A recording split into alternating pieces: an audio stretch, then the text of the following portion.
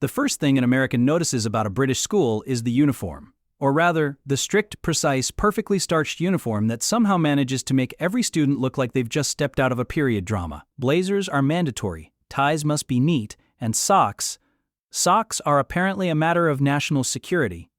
For an American used to jeans, hoodies, and a casual, good enough approach, the sight is confusing, intimidating, and slightly terrifying. Welcome back to my channel. If you're new here, please subscribe, like my video, and turn on notifications so you don't miss our next update. Meet Jamie, an American teenager, confident, cheerful, and armed with the assumption that schools are basically the same everywhere. They step into the hall, backpack slung casually over one shoulder, only to freeze mid-step because no one else is dressed like this. Everyone is sharp, silent, and terrifyingly polished. Welcome to British schooling, where clothing is taken more seriously than your morning breakfast. Next comes the timetable. If you think your US schedule is complicated, try deciphering a UK school timetable for the first time. It's not just the subjects, it's the timing, the rooms, the bells, and the utterly incomprehensible form time at the start of the day. Jamie peers at the wall chart, trying to figure out why English, maths, and science are crammed into one morning, while history and French float around in an afternoon haze. And why is lunch at 12? Why is PE sometimes in the morning and sometimes after lunch? The confusion is real. Classroom etiquette adds another layer of bewilderment.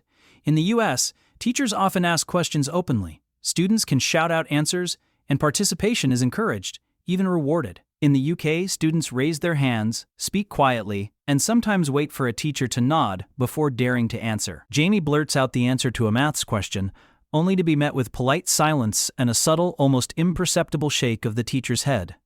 Oh, Jamie thinks, this is going to take some adjustment. Then there's the language. British schools speak a dialect all their own. Maths instead of math. PE instead of gym. Dinner instead of lunch. But that's not lunch, Jamie whispers to a friend during break. Dinner is dinner, they are gently corrected. Lunch is lunch, mate. Dinner's at home.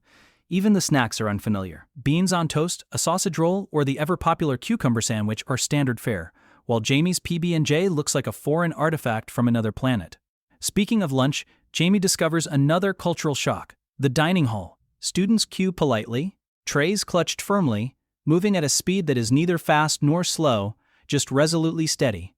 There is no rushing, no shouting, no chaotic script. Each person receives exactly what they asked for. No more, no less. Jamie reaches the front, unsure what to do, and freezes. A teacher notices. Calmly, gently, they guide Jamie through the process, and suddenly the American realizes patience is a skill in British schools. And yes, it will be tested. Uniforms, timetables, etiquette, lunch, but perhaps the most confounding aspect of British schooling is the culture of politeness. If a teacher says, perhaps you might want to reconsider your approach, it's not a suggestion. It's a quiet, firm correction. Jamie interprets it as friendly advice. They are wrong. The British way of saying no or correcting or guiding is subtle, understated, and often polite to the point of being confusing. Over time, Jamie learns to read the subtext. A slight raise of an eyebrow, a pause before replying, a polite thank you that signals disagreement. It's like learning a secret code. Sports and extracurricular activities introduce their own set of challenges. PE lessons are compulsory, but the style is different. Cricket, rugby, netball, sports that most Americans have never played before. Jamie tries rugby for the first time, running in the wrong direction, shouting touchdown instead of try, and promptly being corrected by the entire team. The confusion is loud, dramatic, and yet strangely hilarious. By the end of the lesson, Jamie is exhausted, sore, and humbled. But it's not all chaos and confusion. Slowly, patterns emerge. The timetable makes sense. The uniform becomes comfortable. Lunchtime strategies are developed. Jamie learns that British students are incredibly polite, fiercely competitive in small ways, and genuinely helpful once you understand the rules. Friendships form, laughter emerges, and the initial culture shock begins to fade. Yet the moments of misunderstanding continue, often with comedic timing. Mispronounced words, misread instructions, and simple American assumptions, like raising a hand to answer loudly, create tiny, memorable dramas. And each time, the British teachers and students respond with calm efficiency, subtle humor, and occasionally, gentle teasing. Ultimately, the experience is a lesson in humility, observation, and adaptation. For Americans, British schools are a world apart. For British viewers, the hilarity lies in the predictability. The rules are clear, the procedures are consistent, and the confusion is inevitable for outsiders. By the end of the term, Jamie no longer freezes at the uniformed corridors, navigates the timetable without panic, and even understands the subtle codes of politeness that govern the classroom. But the first day, oh, the first day, is remembered forever. The bewildered stares, the misunderstood instructions, the wait what moments, all forming a narrative of cultural collision, humor, and personal growth. And in this quietly dramatic, absurd, and utterly British environment, one truth becomes apparent. Visiting a British school as an American is less about learning subjects and more about learning a way of life. A structured, polite, slightly peculiar way of life that, once understood, becomes strangely comforting. Because while the initial confusion is chaotic and dramatic, it's also hilarious, unforgettable, and quintessentially British. And that, more than any lesson in maths, English, or history, is what Jamie, and every first-time American, takes home. The first few weeks in a British school are an education in patience, subtlety, and small victories. Jamie has survived the uniform, the timetable, and the confusing food options, but there's another layer of culture shock that doesn't reveal itself until you've spent some time navigating the hallways, the social rules of the playground, and the nuances of British humor. It starts with break time. For an American used to loud, chaotic socializing, the British approach is different. Students form small, tight-knit groups, often chatting quietly, observing each other, and occasionally breaking into carefully measured laughter. Jamie attempts to join a conversation, tells a joke, and is met with polite silence. Confused, Jamie wonders if they've committed a social crime. Later, a student explains, "It's not that you're funny, it's just timing. You have to feel it," which to Jamie feels like being handed a riddle without the answer. Then comes the slang. Every school has its own language, and British schools take this to an art form. Words like gutted, cheeky, or skive appear in daily conversations, each loaded with subtle meaning.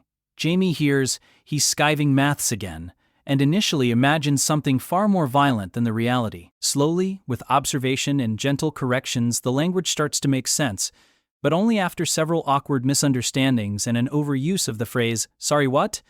After the playground, the lessons themselves continue to surprise. British classrooms have a rhythm all their own.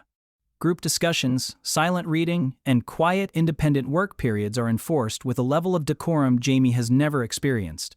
In one history lesson, Jamie is asked to analyze a text without speaking for 20 minutes. Silence, in America, might be filled with fidgeting and whispers. In Britain, it is revered. Jamie learns the hard way. Moving your pen too loudly or dropping a book is considered disruptive. Then there's the ever-dreaded PE lesson. Part 2. Jamie has begun to adjust to the sports, but nothing prepares them for cricket. The rules are peculiar: standing in awkward positions, waiting patiently for your turn, and hitting a small ball with a flat bat feels simultaneously boring and terrifying.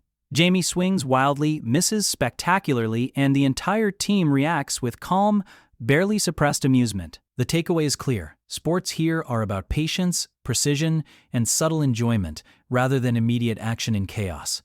Lunchtime, too, evolves. Jamie has learned to navigate the canteen, knows the difference between packed lunch and school dinner, and even experiments with the infamous cucumber sandwiches. Still, surprises abound. One day, a teacher invites Jamie to a proper British lunch table conversation.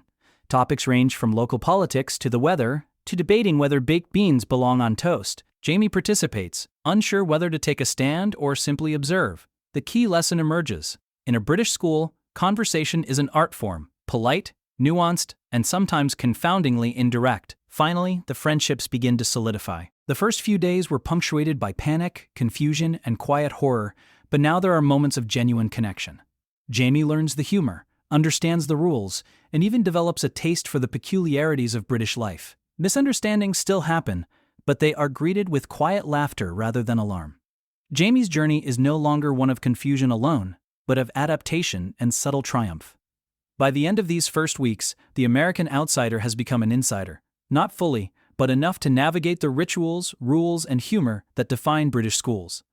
The initial shock, the bewilderment, and the minor crises are now stories to be retold, stories of missteps, gentle corrections, and lessons in humility.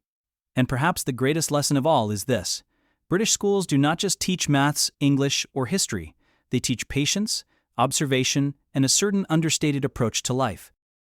For Americans like Jamie, It is an education in culture as much as in curriculum, a lesson that will last far beyond the classroom walls.